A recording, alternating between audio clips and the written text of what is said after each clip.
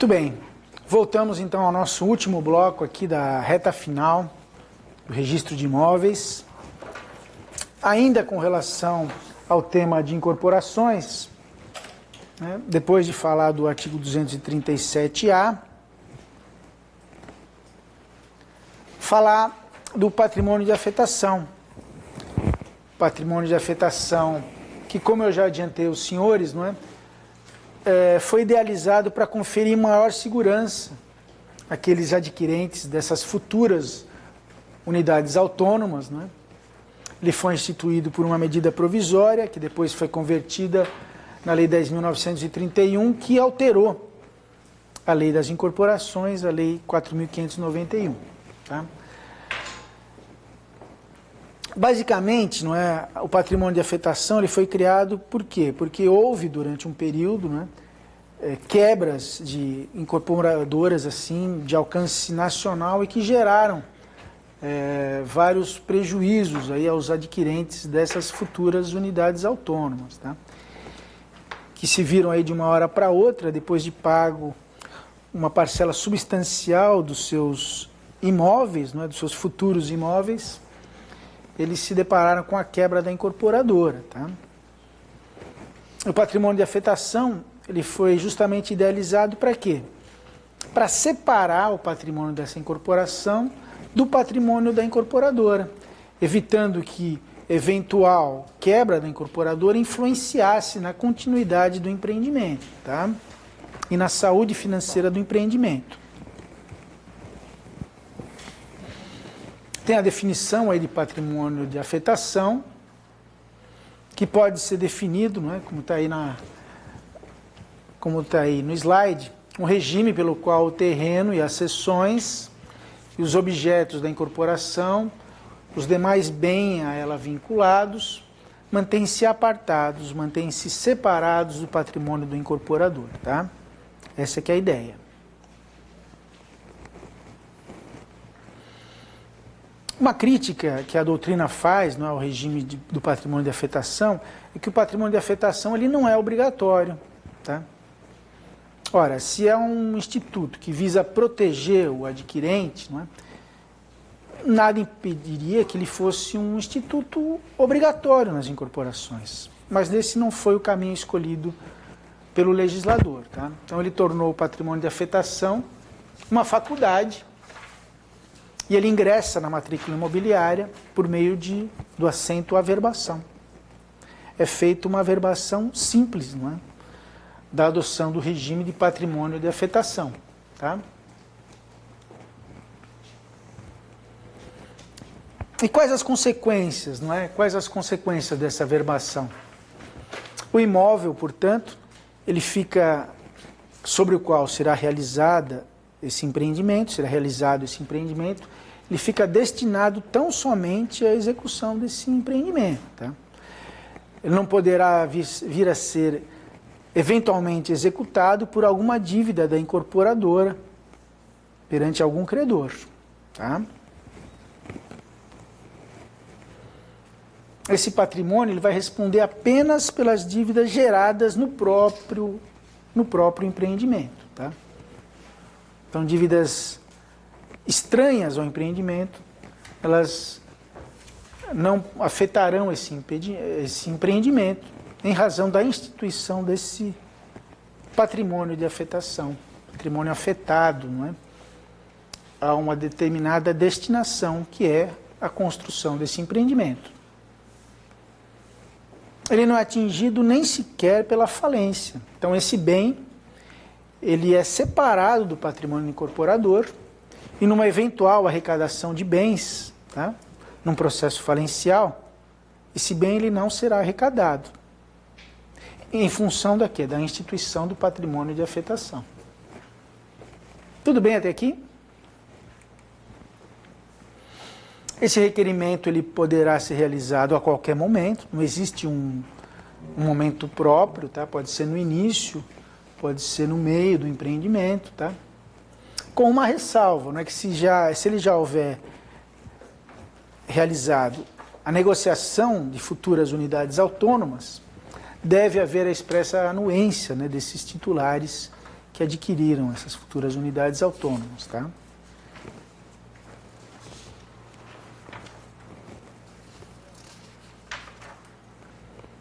O incorporador ele possui algumas obrigações nesse regime, né? Ele deve promover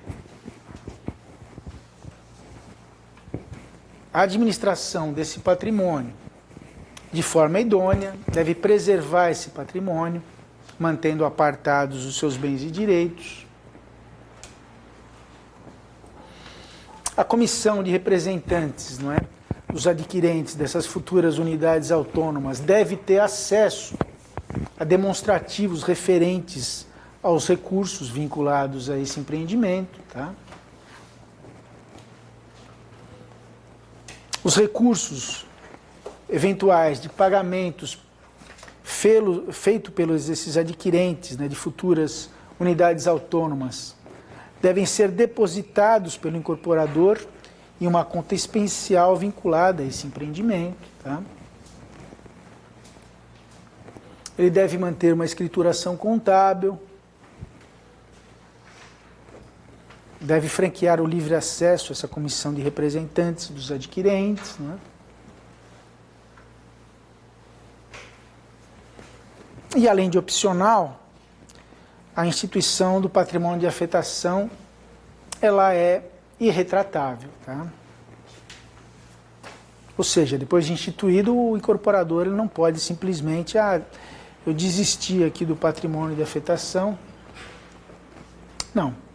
A lei garante a facultatividade, mas uma vez realizada, não é essa opção, ela é irretratável, tá? Eventual descumprimento das obrigações, né, conforme o regime do patrimônio de afetação, ela permite que essa comissão de representantes assuma a administração do empreendimento, tá?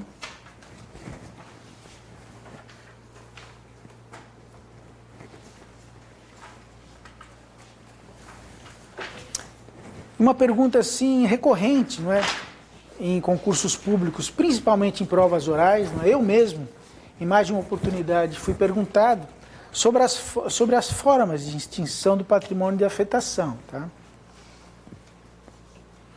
A gente costuma se lembrar sempre, não é, da averbação da construção, não é, com a instituição de condomínio e conclusão da obra, mas essa é apenas uma das formas de extinção do patrimônio de afetação.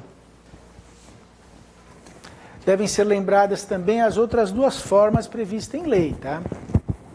Ou seja, o incorporador, ele pode desistir da incorporação e, desistindo da incorporação, desistindo do próprio patrimônio de afetação por meio da revogação, tá?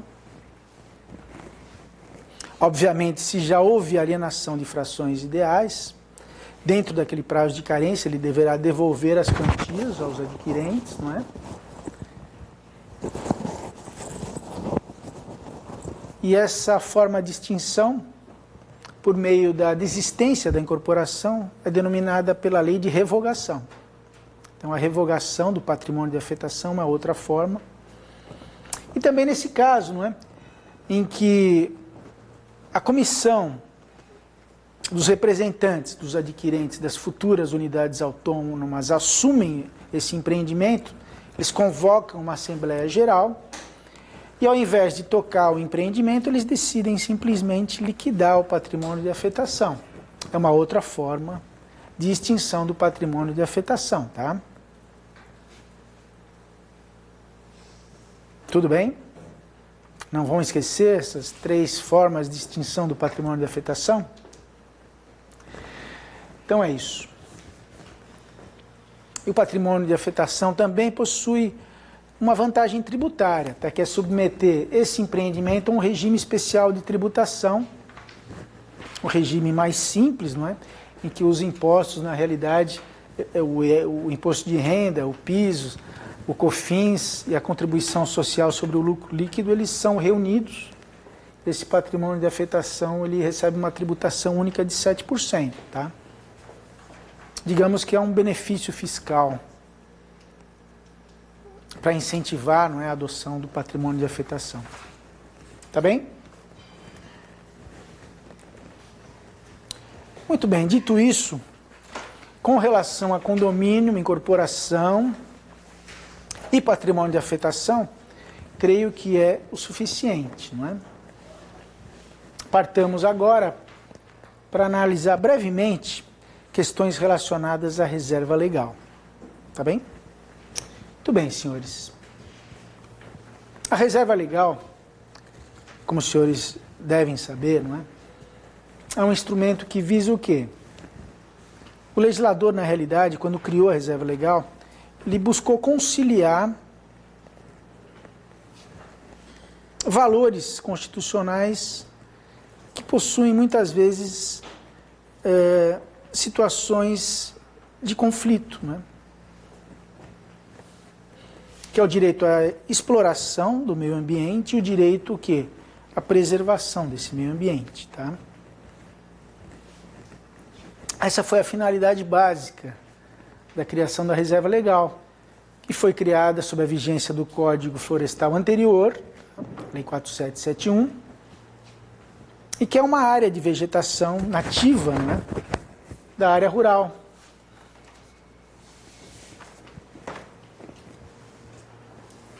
E basicamente ela serve para a manutenção do bioma natural, da manutenção da biodiversidade, tá?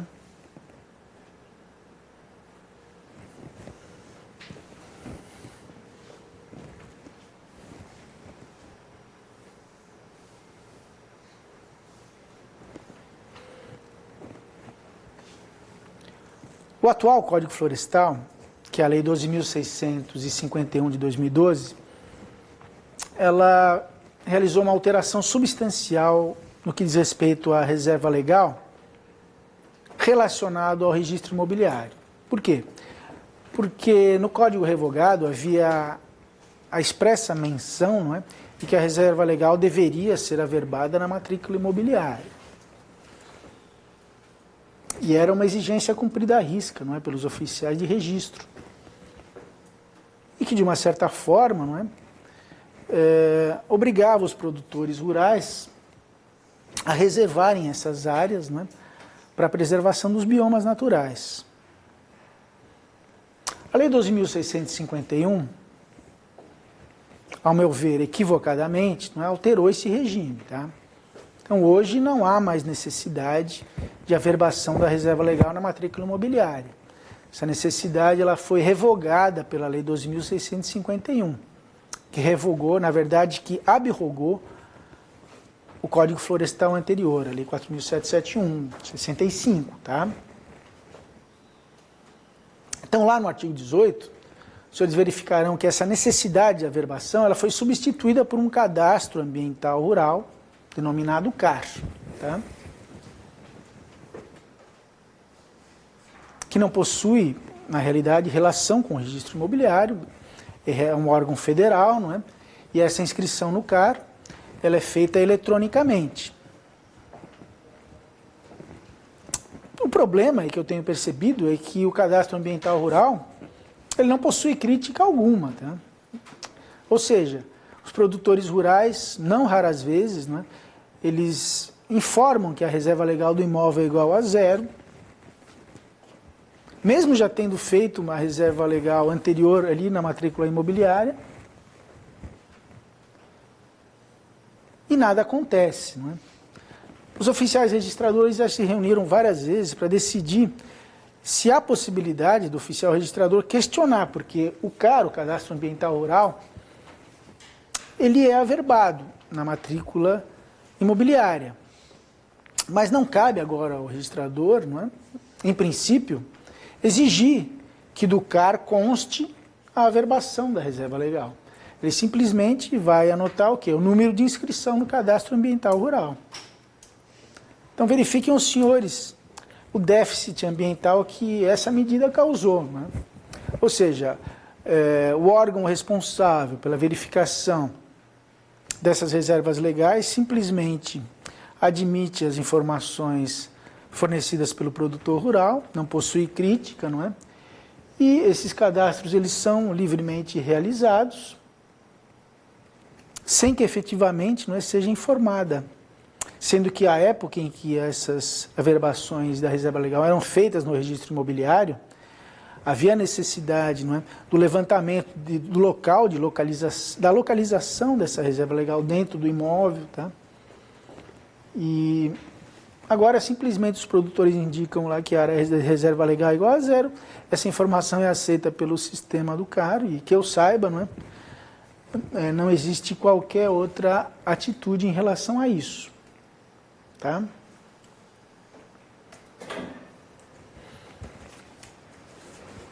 Então, essa obrigação da Lei 4771 deixou de existir.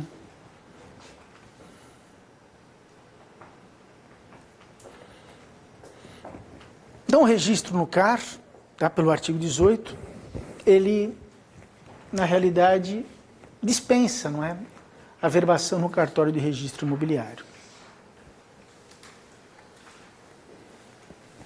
Então, o CAR agora ele apenas é informado como mais um número de identificação do imóvel, como é o CCIR, não é? O Certificado de Cadastro do Imóvel Rural, como é o NIRF, né? O número de identificação do imóvel na Receita Federal. Passou a ser apenas mais um número, tá? De identificação do imóvel rural.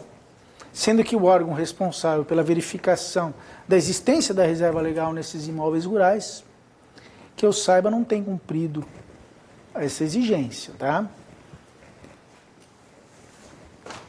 Aqui em Santa Catarina, nós temos uma circular, não é, da Corregedoria, que afirma que essa averbação da reserva legal ainda pode ser feita, mas de forma facultativa, tá? Se houver um pedido expresso por parte do interessado, tá?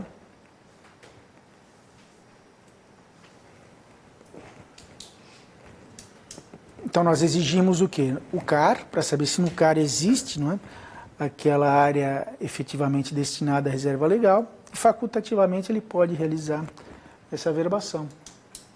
Tá bem? Com relação à reserva legal, existe um dispositivo importante que eu queria chamar a atenção, não é, no nosso Código de Normas, que é mais uma daquelas interações com o Ministério Público, né? Os senhores veem que, na realidade, o relacionamento com o Ministério Público da comarca tem que ser assim, bem estreito, né? Tem que ser um bom relacionamento. E aqui mais um, né? Mais um. Ou seja, a gente envia muitas coisas para o Ministério Público, tá? Muitas coisas para o Ministério Público. Um fato muito comum é o seguinte: um imóvel sempre foi rural, tinha lá um número de cadastro rural, nunca averbou a reserva legal. Tá? Porque quando era, na realidade, atribuição do oficial registrador, sempre que havia um registro naquela matrícula imobiliária, se exigia o quê? A averbação da reserva legal. Como ele nunca fez qualquer registro, havia o número ali do CCIR, havia o número do INCRA, tá? Esse número, na realidade, depois ele foi, por meio de um pedido que se faz ao INCRA, não é? De que aquele imóvel perdeu a destinação rural, o INCRA baixa aquele número e a parte simplesmente transforma aquele imóvel num imóvel urbano, né? Acontece que durante muito tempo aquele imóvel foi imóvel rural e havia a necessidade do quê? Da averbação da reserva legal, que não foi cumprida, tá? Com base nisso, então, o nosso Código de Normas, para solucionar essa questão, ele dispôs no artigo 691 que, se houver uma transformação de imóvel rural em imóvel urbano, em que não houve a averbação da reserva legal, esse fato, não é? E agora, não é?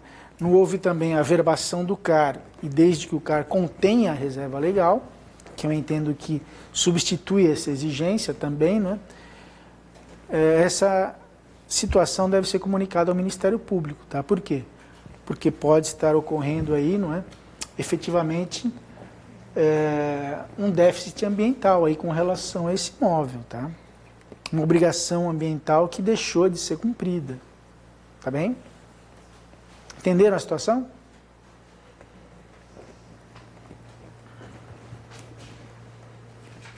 Ou seja, não é porque um imóvel que era rural e foi transformado em urbano que aquela exigência da reserva legal foi esquecida, tá?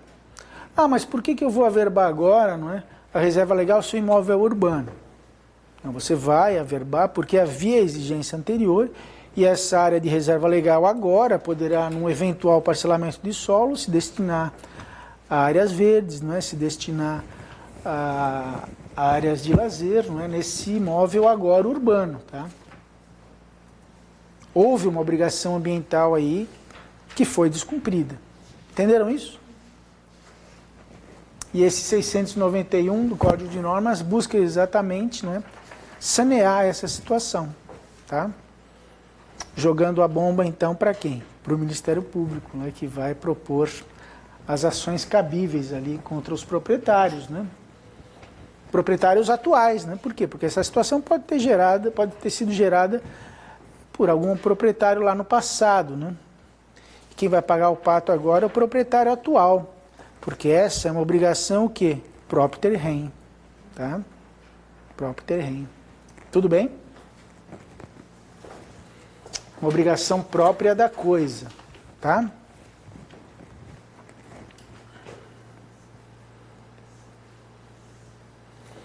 E além de comunicar, não é oficial, ele tem que averbar na matrícula do imóvel o quê? Eu costumo fazer essa notícia na mesma averbação. Na averbação que eu digo que o imóvel perdeu a destinação de rural, eu faço uma nota, não é, na averbação dizendo que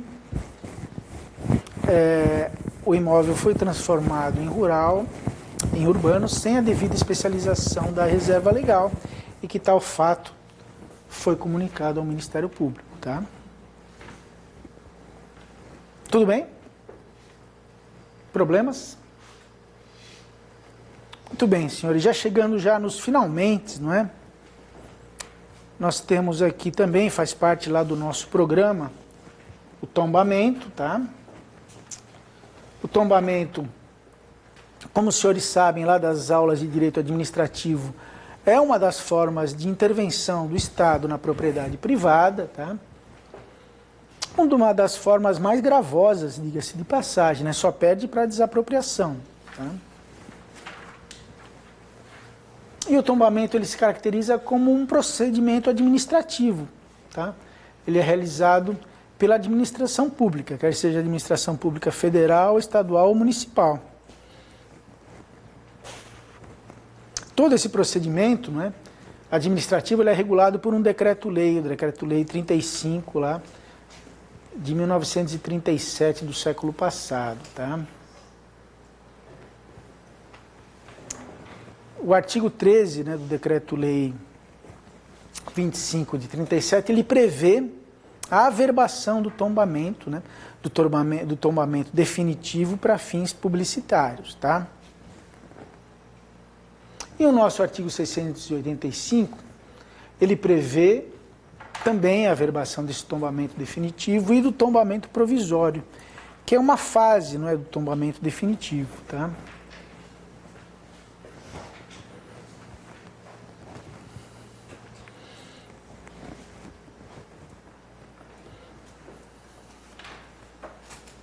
Embora esse decreto-lei 35 lá, 45 de 37, ele não diga, não se refira ao tombamento provisório, o artigo 685 do nosso Código de Normas, ele prevê que o tombamento provisório também pode ingressar na matrícula por meio de averbação. Muito bem, já nos encaminhando aqui para os finalmente, não é? Nosso penúltimo ponto da tarde de hoje, vamos falar brevemente aí sobre a aquisição de imóvel rural por estrangeiro, tá? Aliás, a questão da aquisição de imóvel rural por estrangeiro tem sido objeto de discussões aí no Congresso Nacional, né?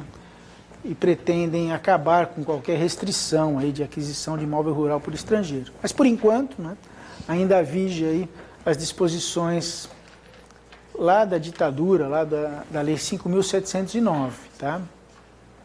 Então, vejam, A Lei 5.509 de 71, ela se destina a imóveis rurais, tá?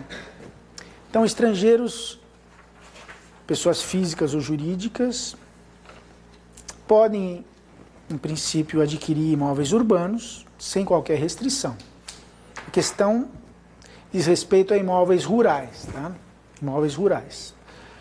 Com relação a imóveis rurais, nós temos o quê? Nós temos determinadas regras, né? Ou seja, até 3 módulos de exploração indefinido, não é livre aquisição de imóvel por estrangeiro, tá? E o que é esse módulo de exploração indefinida? É uma unidade de medida expressa em hectares, que é identificada a partir do módulo rural, para imóvel com uma determinada exploração não definida e que varia entre 5 a 100 hectares. Esse é o conceito de módulo de exploração indefinida, tá? E por que varia entre 5 e 100 hectares? Porque esse módulo de exploração indefinida ele vai variar de acordo com a localização, tá?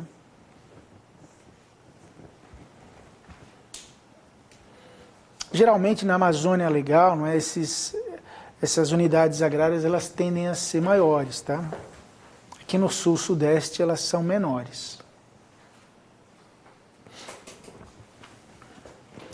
Uma questão importante sobre a aquisição de imóvel rural por estrangeiro é que, do mesmo modo que o bem de família, né, como os senhores lembram, do mesmo modo como a gente vai ver no próximo tópico das cédulas de crédito, não é? Ela é um exemplo de duplo registro, tá? Então são feitos aqui também 2 registros, tá? 2 registros. Um registro na própria matrícula imobiliária, da aquisição do imóvel rural por estrangeiro, tá? E outra que prevê esse registro naquele outro livro obrigatório, não é? Do cadastro de aquisição de imóveis rurais por estrangeiro, tá? Livro de cadastro de aquisição de imóvel rural por estrangeiro.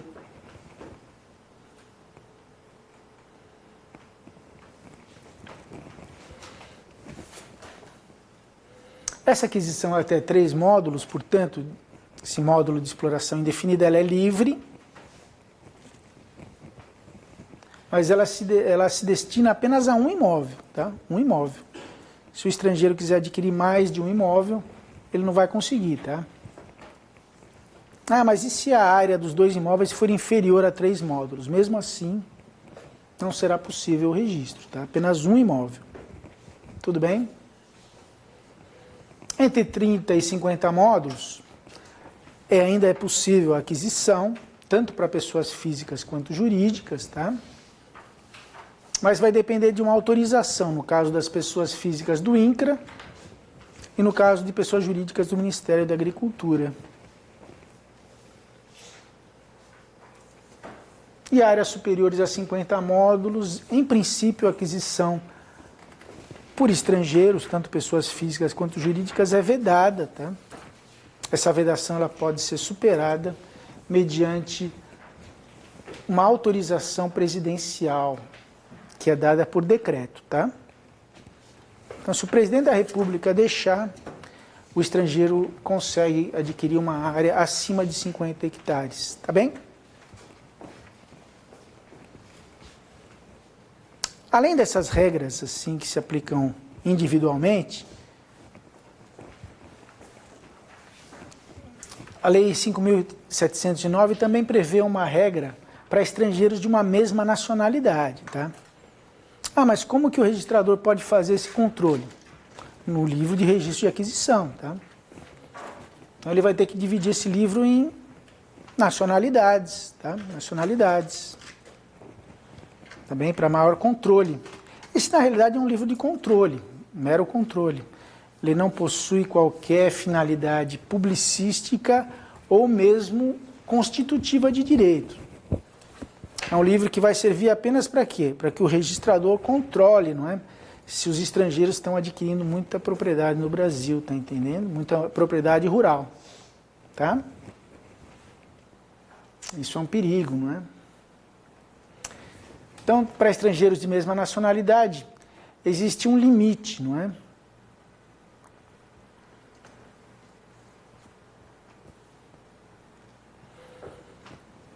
Estrangeiros de mesma nacionalidade não podem ter mais de 10% da área do município. Tá? E estrangeiros em geral, somando todos, né, não podem ter mais de 40%, de 25%. Tá?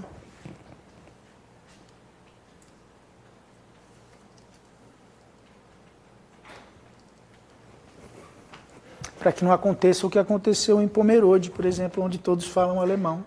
Brincadeira, hein, pessoal? Apenas para relaxar. Tudo bem? Aliás, o alemão lá é dado nas escolas públicas, vocês sabiam? É, Pomerode. É, claro. Tudo bem, pessoal? Nosso último ponto aqui, para finalizar com chave de ouro, não é? Esse nosso encontro. Muito proveitoso, por sinal. Vocês gostaram? Estão sabendo tudo de registro de imóveis. Vamos falar brevemente, então, das cédulas, tá? As cédulas, né? Cédulas de crédito. Se vocês se lembram lá daquele rol lá do artigo 167, que foi uma das primeiros slides aí que nós passamos, está lá, né? As cédulas de crédito como hipótese de registro, tá? Mas registro onde, não é? Registro no livro 3. No livro 3, livro de registro auxiliar, tá? Ou seja, no livro 3 nós vamos registrar o quê? A própria cédula. A própria cédula. Que cédula?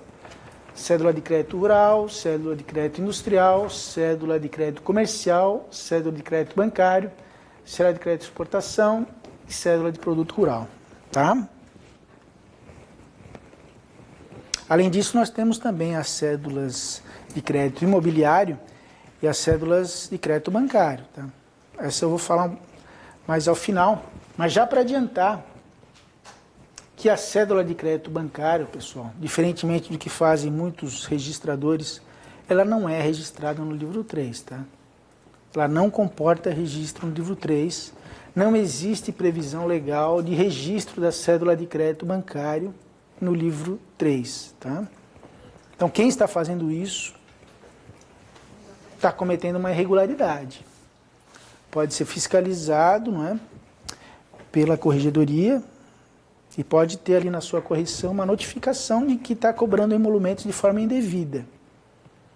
E ele pode perder a delegação por causa disso. Então, cuidado, tá bom? Então, vejam, cédula de crédito bancário não tem ingresso, tá? Não adianta querer registrar a cédula de crédito bancário. Previsão de registro no serviço de registro de imóveis. São essas cédulas aí expostas no cabeçalho aí desse item, tá? Para que servem essas cédulas, né? O que são essas cédulas? São instrumentos de crédito de fomento de atividades, né? Atividades rurais, atividades comerciais, atividades de exportação, tá? Por meio dessas cédulas de crédito, são dados incentivos àqueles que pretendem investir na agropecuária, no comércio, na indústria, etc. Tá bem?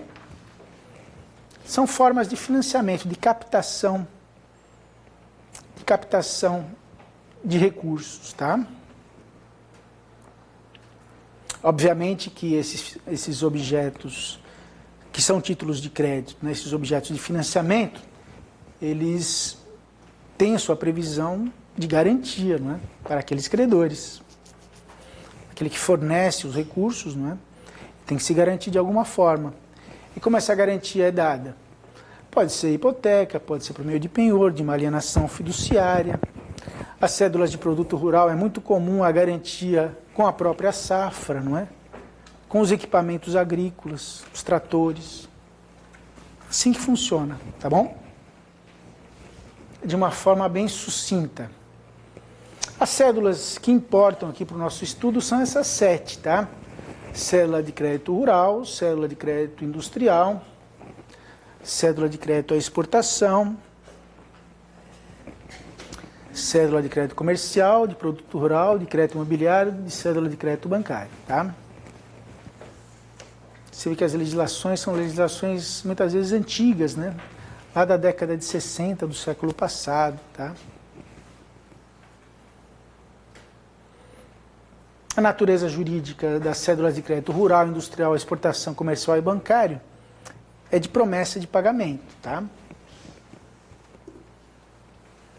Um título de crédito caracterizado como promessa de pagamento. No caso da cédula de produto rural, é uma promessa de entrega de produto rural, tá? Que é a garantia, o produto rural é a garantia da CPR. Ela pode ter liquidação financeira ou não. A cédula de crédito imobiliário representa créditos imobiliários. E por meio da cédula de crédito imobiliário, existe a livre negociação desse crédito, tá? Pode ser negociado.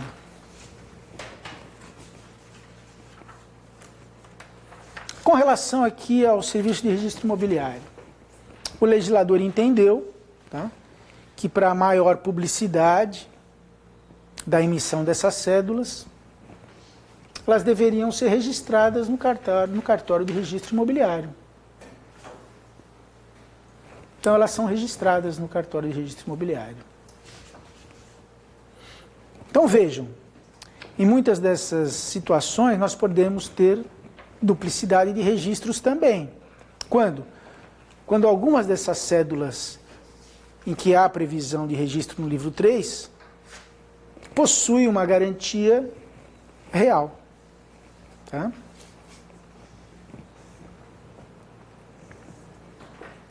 Por exemplo, como uma hipoteca, uma cédula rural hipotecária.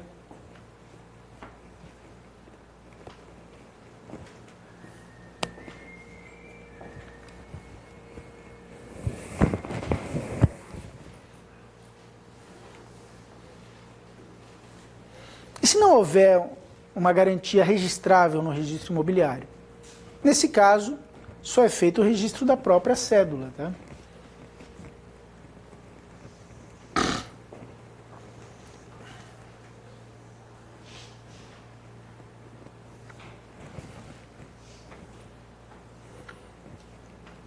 É importante frisar, não é, que no caso das cédulas de crédito que são registradas no livro 3, o registro não tem qualquer função na constituição ou na validade, não é, da emissão desses títulos, tá? Ou seja, o registro não é constitutivo. As cédulas existem independentemente do registro. Eles existem, esse registro para efeito de publicidade, tá? Era publicidade em relação a terceiros. Tudo bem?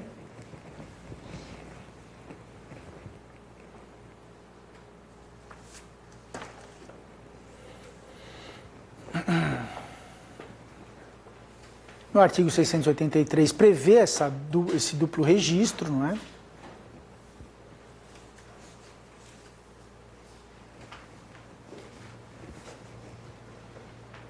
O artigo 178 da Lei de Registros Públicos também, 178.2, inciso 2º.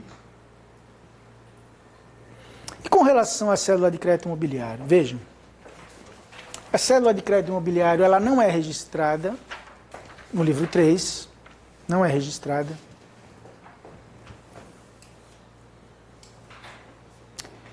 E a sua emissão, ela é averbada no livro 2, tá? Averbada. Mas essa averbação, quando ela possui um instrumento de financiamento registrado, ela não pode ser cobrada, tá? Não pode ser cobrada. Ela é apenas cobrada com uma averbação de valor quando a cédula de crédito imobiliário ela é inserida na matrícula imobiliária independentemente do instrumento de garantia, tá, desse financiamento. Então, se já foi registrado uma garantia imobiliária, uma alienação fiduciária, e é concomitantemente emitida uma cédula de crédito imobiliário, né, como agora as instituições financeiras fazem muito, né, nos contratos imobiliários, nos instrumentos particulares, a legislação é expressa em proibir né, nesse caso em que há o registro e a cobrança de emolumentos, a cobrança dessa averbação, tá? Ela é considerada como um ato único, embora seja um ato realizado distintamente, a cobrança é realizada como se já estivesse sido cobrado, um ato único com aquela garantia, tá? Consequentemente, a cédula de crédito imobiliário apenas são cobrados emolumentos quando ela é inserida na matrícula imobiliária, né, de forma apartada, ou seja, já foi realizado o registro, né, daquela alienação fiduciária, por exemplo, e tempos depois a instituição financeira resolve emitir uma cédula de crédito imobiliário. Nesse caso, quando as duas não são apresentadas, os documentos não são apresentados concomitantemente, é feita uma averbação sem valor declarado, né? R$111, tá bom? Tudo bem? Com o selo, né? R$111, 111 com um selo digital de fiscalização. Tudo bem, senhores? Importante aqui, eu repito, tá? Porque isso já gerou alguma celeuma aí. A cédula de crédito bancário não é registrada, tá, pessoal? No livro 3. Mas é claro, né? Se a cédula de crédito bancário tiver uma garantia imobiliária, uma alienação fiduciária, por exemplo, essa garantia é registrada. Garantia é registrada, tá? Não uma cédula em si. Garantia registrada, tá? Mas e se a garantia da cédula de crédito imobiliário for uma alienação fiduciária de bens móveis? O registrador devolve o título, porque não há nenhum ato a ser realizado, tá? Ele tem que registrar essa alienação de bens, alienação fiduciária de bens imóveis no RTD, no Registro de Títulos e Documentos. Tá bem?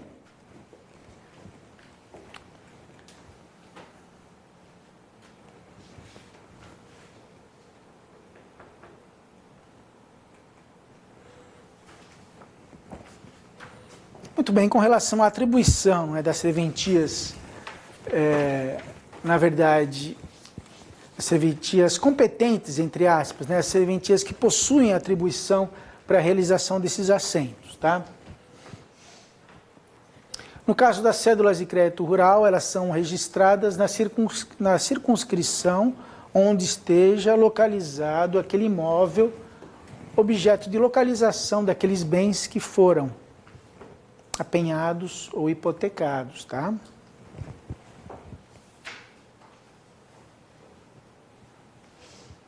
Da mesma forma, não é? Analogamente, as cédulas de crédito industrial, a exportação, cédula de crédito comercial, no RI de localização da situação dos bens que são objetos do penhor cedular, tá?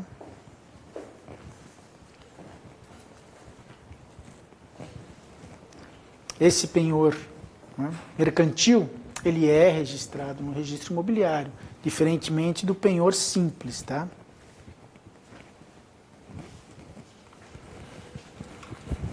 A cédula de produto rural, ela possui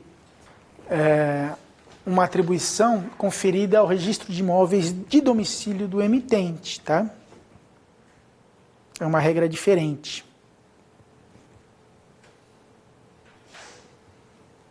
Então, não é onde está localizada a eventual safra dada em garantia, ela é registrada no domicílio daquele emitente da cédula de produto rural. Isso é importante. E, finalmente, pessoal, eu chamo muita atenção aqui para esses prazos, tá? Esses prazos que eu já comentei brevemente aqui durante o dia de hoje, tá? Mas esses prazos especiais de registro. E por que eu chamo muito atenção?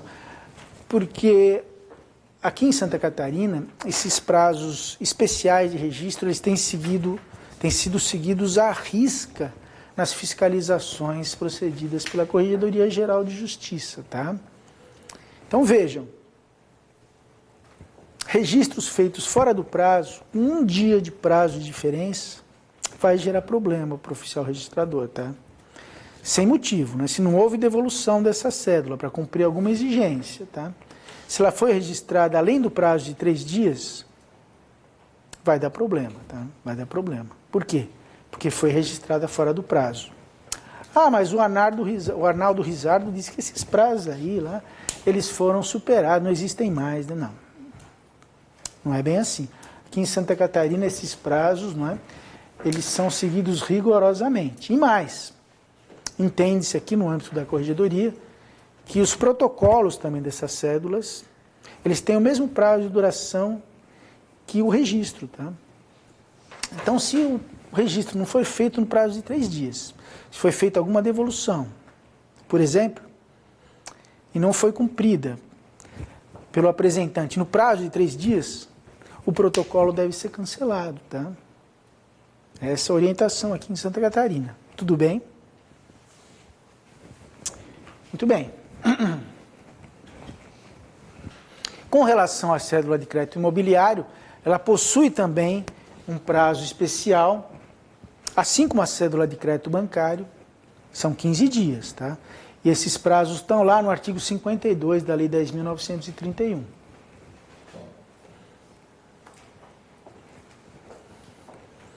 Então não vão, com relação à cédula de crédito bancário, como obviamente, não é?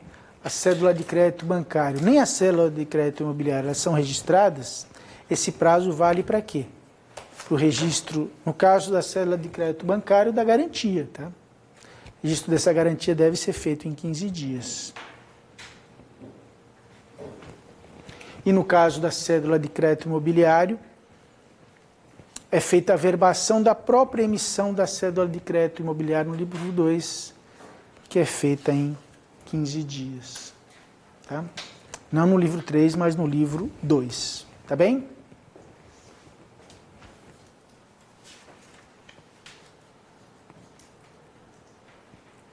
Uma questão também muito importante com relação às cédulas de crédito, que eu chamo a atenção, é o seguinte. Vejam.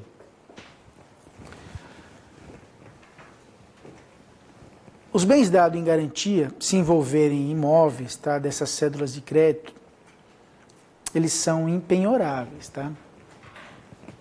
Então, supomos que nós temos lá uma cédula de crédito rural, que ela possui uma hipoteca cedular, ela possui uma garantia hipotecária que é registrada na matrícula imobiliária.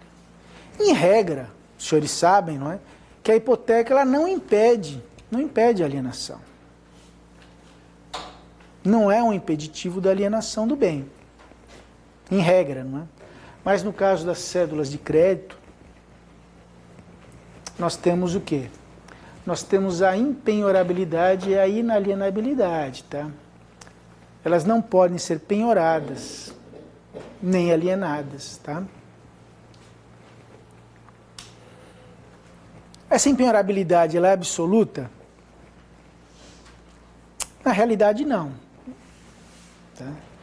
Na realidade, existem algumas hipóteses, não é?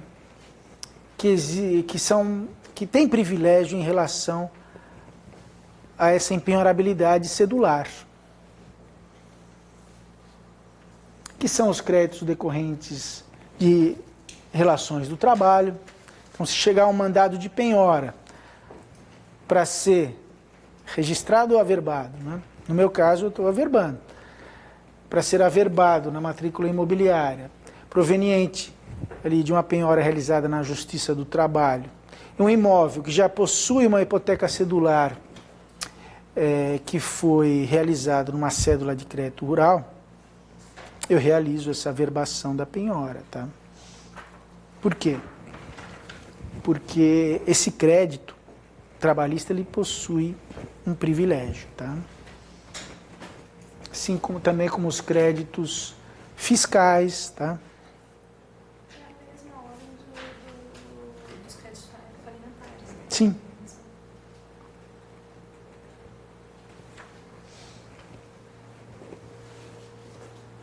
A venda desses bens, então, eles dependem sempre da prévia anuência do credor por escrito, tá?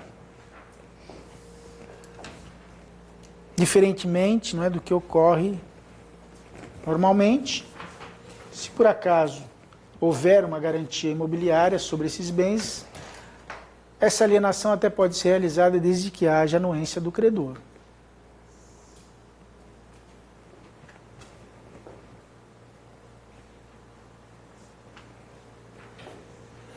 No caso da cédula de crédito imobiliário, que tenha por base, não é? Que foi emitida com base numa alienação fiduciária, exige-se a anuência do credor fiduciário, tá?